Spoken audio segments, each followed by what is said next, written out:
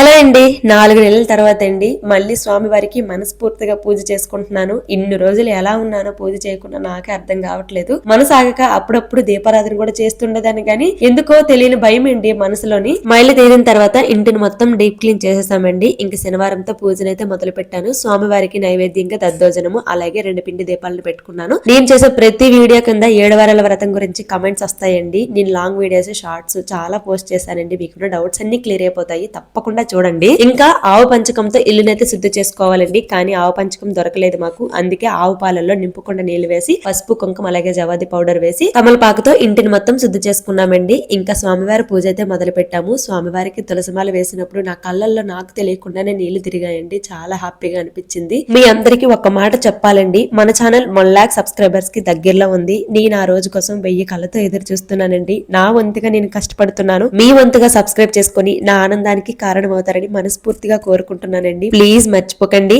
ఓం నమో వెంకటేశాయ నమః. Thank you.